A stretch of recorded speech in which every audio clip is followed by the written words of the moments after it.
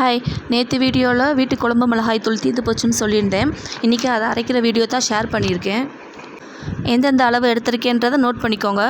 1.5 kilo மல்லிக்கு 1 kilo வத்தல், 150 gram மிளகு, 100 gram மஞ்சள், கடுகு 50 கிராம், 25 கிராம் வெந்தயம், 250 கிராம் சீரகம், கடலைப்பருப்பு 200 கிராம், 100 கிராம் சோம்பு, அரிசி சாப்பாட்டு அரிசி எதுவாக இருந்தாலும் பரவாயில்ல 100 கிராம். இப்போ நான் மென்ஷன் பண்ணியிருக்கிற எல்லா பொருட்களையுமே வடச்சட்டியில் ஒன்று ஒன்றா போட்டு வறுத்து எடுத்துக்கோங்க.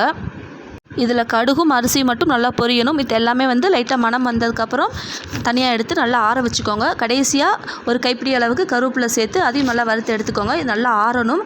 ஆறினதுக்கப்புறம் மிஷினில் கொடுத்து நல்லா அரைச்சி எடுத்து வந்துக்கலாம். மல்லி வாங்கும்போது நாட்டு மல்லியான்னு கேட்டு வாங்கிக்கோங்க. மல்லி மிளகாய் வத்தலும் 2 நாள் கண்டிப்பாக வெயிலில் காயணும்.